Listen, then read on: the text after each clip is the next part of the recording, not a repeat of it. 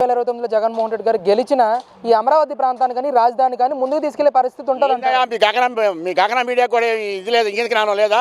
ఎట్టగెలుస్తాడు ఆయన, ఎట్టగెలుస్తాడు? నువ్వు అడగడం నేను చెప్పడం సమాధానం. 2029లో 89 సీట్లు దాటగానే రప్ప కోత మొదలుతో రాష్ట్రం ఛాలెంజ్ చేస్తా. ఛాలెంజ్ 2029లో జగన్మోహన్ రెడ్డి గారు గెలిస్తే నేను గొంతుకాయ కోసుకొని బ్యారేజీ మీద చచ్చిపోతా. లేకపోతే అన్నాళ్ళు 29లో వస్తామని అనేవాళ్ళు వాళ్ళు ఏందో చెప్పమను మనం. గాంధీ గారు నమస్తే అండి. నిన్న జగన్మోహన్ రెడ్డి గారు అమరావతి మీద మాట్లాడుతూ ఇక్కడ రోడ్లు లేవు, నీటి సదుపాయం లేదు, మౌలిక వసతులు లేవు, కరెంటు లేదు, ఇలాంటి పరిస్థితుల్లో రాజధాని ఇక్కడ కట్టడం అవసరమా అని చెప్పేసి అడుగుతూ ఉన్నారు. మరి ఈ ప్రాంతవాసిగా భూమి ఇచ్చిన రైతుగా ఎంతవరకు సమర్థిస్తారు జగన్ గారి కామెంట్స్? అందరికీ నమస్కారం. ముఖ్యంగా జగన్మోహన్ రెడ్డి గారికి మరీ నమస్కారం. ఎందుకంటే అసలు నువ్వు లోక జ్ఞానం లేని మాటలు మాట్లాడుతున్నావు. దేనికి మాట్లాడుతున్నావు? నువ్వు 4 గోళ్ల మధ్యలో కూర్చొని మాట్లాడదాం కదయా. నువ్వు రాజధానికి రాజధాని ఎట్ట పనులు జరుగుతున్నాయో ఇంత ముంగల మీరు ఏమన్నారు? మీరందరూ బొత్స సత్యనారాయణ అన్నాడు, మరి తమ్మినేని సీతారాం అన్నాడు, మీరందరూ ఇదంతా గ్రాఫిక్స్ అన్నారు. రండి, మీరు రాజధాని చూసి రాజధాని ప్రజలతో మమేకమై మాట్లాడండి. మీరు రైతుల్ని మీ ఇష్టానుసారం చేసి 5 సంవత్సరాలు నువ్వు ఒక మాజీ ముఖ్యమంత్రి ఏమనుకున్నావు? నువ్వు మాట్లాడితే నీ ఇష్టానుసారం అనుకున్నావా? నీ ఇష్టం వచ్చినట్టు మాట్లాడతానికి ఆంధ్ర రాష్ట్రం మీద నీ ఒక్కరిది ఆంధ్ర రాష్ట్రం నువ్వు ఎంత ముఖ్యమంత్రి చేసినా కానీ, లేకపోతే నీ జాగీరా ఇదే ఏమనుకున్నావు? నువ్వు ఆంధ్ర రాష్ట్రాన్ని గురించి మాట్లాడితే అసలు నువ్వెవరివి? నువ్వు ఎక్కడా ఉండేది? నువ్వు కర్ణాటకలో ఉంటున్నావు. ఇక్కడ ఆంధ్ర రాష్ట్రంతో నీకేం పని? నీకు కనీసం ప్రతిపక్ష హోదా కూడా ఇవ్వాల ప్రజలు. ఇవ్వనప్పుడు నీకెందుకు ఆంధ్ర రాష్ట్రం గురించి? నీకెందుకు? ఆ చంద్రబాబు నాయుడు గెలిచాడు, ఆయన ఏం చేస్తాడో చూస్తూ ఉండు. మరి ఆ రోజు ఏం చేశావు? నువ్వు అసెంబ్లీలో ఉండవుగా, ఆ రోజు ప్రతిపక్ష నేతగా ఉండవుగా. ఉన్నప్పుడు నువ్వు మాట్లాడొచ్చుగా. ఆ రోజు ఏందా నదిలో కడతావేంది? గుంటూరు విజయవాడ మధ్యలో కట్టాలా అని ఉండాలిగా, నీకు తెలియాలిగా. నీకు గుంటూరుకి అమరావతి రాజధానికి ఎంత దూరం తెలుసా నీకు? ఎన్ని కిలోమీటర్లు తెలుసా నీకు? తెలుసా? 16 కిలోమీటర్లు కూడా లేదు గుంటూరుకు కానీ అమరావతి రాజధానికి కానీ 16 కిలోమీటర్లు కూడా లేదు. మరి అట్నే విజయవాడ కన్నా రాజధానికి ఎంత దూరం? కలిసే ఉన్నాయి రెండు. తెలుసా నీకు? ఒక బ్యారేజీ అడ్డం. ఏమనుకున్నా పిచ్చిగా మాట్లాడితే కుదరదు. మీ వైసీపీ వాళ్ళు ఎవరైనా సరే. అంటే సీఎం ఎక్కడుంటే అక్కడే రాజధాని ఉంటుందని అంటున్నాడు. అవును, సీఎం అంటే ఇప్పుడు 16 మంది సీఎంలు మారారు. 16 రాజధానులు అవ్వాలిగా మరి ఆంధ్ర రాష్ట్రం. మరి ఎందుకు కావాలా? దేనికి కావాలా? అసలు మన రాజధాని ఏది తెలుసా నీకు? చెన్నై నుంచి ఆడికి వచ్చింది, కర్నూలు వచ్చింది. మరి కర్నూలు రాజధాని ఉంచొచ్చుగా పరినా? ఎందుకు ఉంచాలా? మరి ఆ రోజు మీ నాన్నగారు ఉన్నారుగా. అంటే నీకంటే పిచ్చోళ్ళ వాళ్ళు ఏమన్నా? గత ముఖ్యమంత్రులు అందరూ పిచ్చోళ్ళ కింద కడుతున్నావు. నువ్వు ఒక్కడే తెలియగలడివా? ఇవాళ అన్ని పార్టీలు దీనికి మద్దతు ఇచ్చాయి. ఉభయ కమ్యూనిస్టులు కానీ, మరి జనసేన కానీ, తెలుగుదేశం కానీ, మరి సాక్షాత్ మా కాంగ్రెస్ కూడా మద్దతు తెలిపింది. మీకు సిగ్గుశారం లేదా మాట్లాడటానికి? మా జాతీయ పార్టీ మేమే మద్దతు తెలిపాం.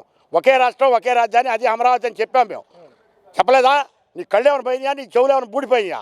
నువ్వు ఎందుకు మాట్లాడుతున్నావు? నువ్వు రాజధాని గురించి మాత్రం మాట్లాడబాబు జగన్మోహన్ రెడ్డి. ఒకటే గుర్తుపెట్టుకో నువ్వు. అంటే ఈ ప్రెస్ మీట్ మొత్తం చూస్తే ఆయన ఎక్కడ కూడా అమరావతి అనే పేరును కూడా ఉచ్చరించకుండా సోకాలుడు రాజధాని అని చెప్పేసి మాట్లాడిన పరిస్థితిని మనం ఎలా అర్థం చేసుకోవచ్చు? సోకాలుడు ఆయన అమరావతి అని అండో, ఆయన అండో అమరావతి అంటేనే ఆయన దెయ్యం పట్టిద్ది.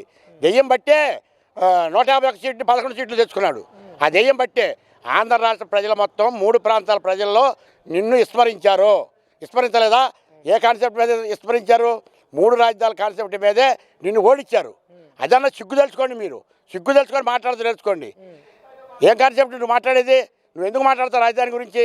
రాజధానిలో ఇక్కడ రాజధానిలో ప్రజలు కలిసి రాజధాని ప్రజలు ఏం చెబుతారో దాన్ని బట్టి నువ్వు మీడియా సమావేశం పెట్టుకో. అంటే ఇప్పటికీ కూటమి ప్రభుత్వం శతపథాలు ప్రయత్నిస్తూ ఉంది. ఒకే రాష్ట్రం ఒకే రాజధాని ఉండాలి, అదే అమరావతి చట్టబద్ధత కల్పించండి అని చెప్పి కేంద్రం వద్ద అడుగుతా ఉన్న పరిస్థితి.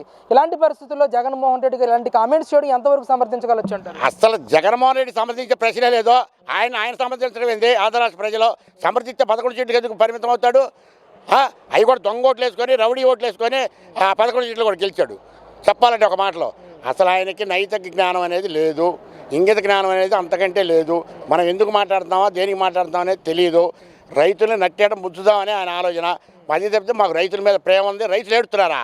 ఎవడరా ఏడ్చేది? రైతులు మీరు ఏడుతున్నారా? ప్రతిపక్ష హోదా లేదని ఏడుతున్నారు మీరు. మేమేమి ఆడట్లా రైతులని. మేము బ్రహ్మాండంగా ఉన్నాం. రైతులు మొత్తం ఎక్కడైనా సరే ఆంధ్ర రాష్ట్రంలో రైతులు మొత్తం బ్రహ్మాండంగా ఉన్నారు. ఏదైనా ఏడిస్తే నీ పరిపాలన ఏడిచారు రైతులు మొత్తం. నేనే ఏడిచాను నీ పరిపాలనలో. మాకు తినడానికి తిండి లేక నడి రోడ్డు మీద పడేసి నీ ఇష్టానుసారం చేసావు నువ్వు. ఆంధ్ర రాష్ట్రాన్ని నీ జాగీర్లాగా చేసి రాష్ట్రాన్ని రావణ కాష్టం చేసి నీ ఇష్టానుసారం పోయావు. నువ్వు ఎక్కడ నదిలో కడతలేదు, చంద్రబాబు నాయుడు గారికి అన్నీ తెలుసు. ఇవాళ బీజేపీ కూడా మద్దతు ఇచ్చింది. నరేంద్ర మోడీకి అయినా ఉండాలిగా, నీ పక్కన మాట్లాడడానికి ఉండాలిగా నరేంద్ర మోడీకి. ఆయన రెండోసారి శంకుస్థాపన చేసింది కూడా నరేంద్ర మోడీ గారే కదా, సాక్షాత్ ప్రధానమంత్రి చేశాడు. మరి దీన్ని ఏమంటావు నువ్వు? ఆ రోజు ప్రధానమంత్రి గారిని ఆపపోయా నువ్వు. నీ దగ్గర దమ్ము ధైర్యం ఉంటే ఇవాళ పోయి ప్రధానమంత్రి గారిని అడుగు. మేము అడుగుతాం చట్టబద్ధం చేయమని. ఎందుకంటే నీ బట్టి రాక్షసులు వస్తారు మా రాష్ట్రంలో ఉంటారు, మేము అనుకోవాలి గతంలో. ఇవ్వాలనుకుంటున్నాం నీ బట్టి రాక్షసులు ఉన్నారు ఇంకా ఆంధ్ర రాష్ట్రంలో అని మేము అనుకుంటున్నామయ్యా. అందుకని మేము చట్టబద్ధం అడుగుతున్నారు. అడిగితే తప్ప అది కేంద్ర గవర్నమెంట్ ఇస్తుందో ఇవ్వదో ఏది చూడాలి. అంతేగాని నువ్వెవరమయ్యా మాట్లాడటానికి? ఆంధ్ర రాష్ట్రం గురించి మాట్లాడడానికి నువ్వు అర్హుడే కాదు. ఎందుకంటే నువ్వు ఆంధ్ర రాష్ట్రంలో ఉంటున్నా. ఇంత ముందు అన్ని దొంగ పలుకులు పలికావు నువ్వు. నేను ఇక్కడ ఇల్లు కట్టుకున్నాను, చంద్రబాబు నాయుడు ఇల్లు కట్టుకోలేదు. చంద్రబాబు నాయుడు ఇక్కడే ఇల్లు కట్టుకుంటున్నాడు. అది ఆ స్థలం ఇచ్చింది కూడా మా వాళ్ళే, మేమే. ఇక్కడ ఇల్లు కట్టుకుంటాడు. ఇక ఒక నెలలో 2 నెలలు ఆయన గృహప్రవేశం చేస్తాడు. ఏం చేస్తావు నువ్వేం చేస్తా? అన్నీ నీ మాటలు అనుకున్నావా? దొంగ మాటలో చిలక పలుకులు బలకబాకు నువ్వు అనుకున్నావు.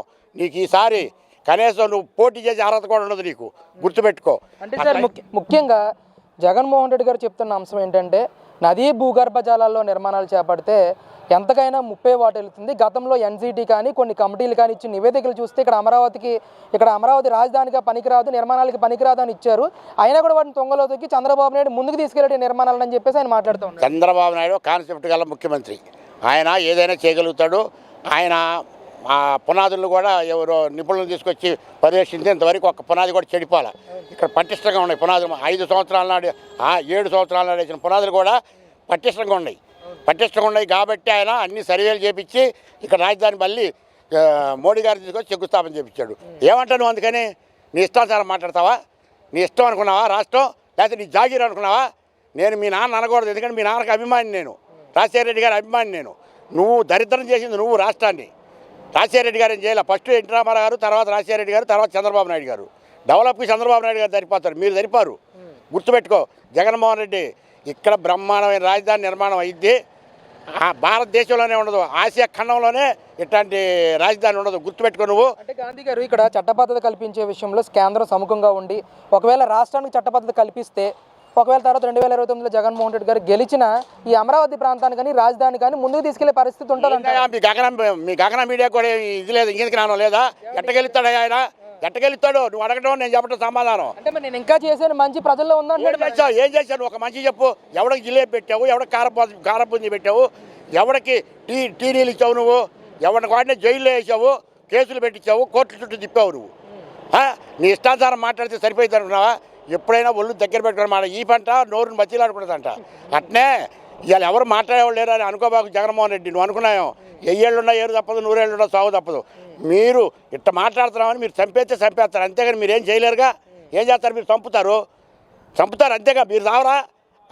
నన్ను చంపేవాడు ఎవడో కాగితం రాసి ఇవ్వని ఇన్నాళ్ళు బతుకుతారని అంటారు కదండి. మరి 2029లో 89 సీట్లు దాటగానే రప్ప కోత మొదలుతో రాష్ట్రం ఛాలెంజ్ చేస్తా. ఛాలెంజ్ 2029లో జగన్మోహన్ రెడ్డి గారు గెలిస్తే నేను గొంతుకాయ కోసుకొని బ్యారేజీ మీద చచ్చిపోతా. లేకపోతే అన్నాళ్ళు 29లో వస్తామని అనేవాళ్ళు వాళ్ళు ఏందో చెప్పమను మనం.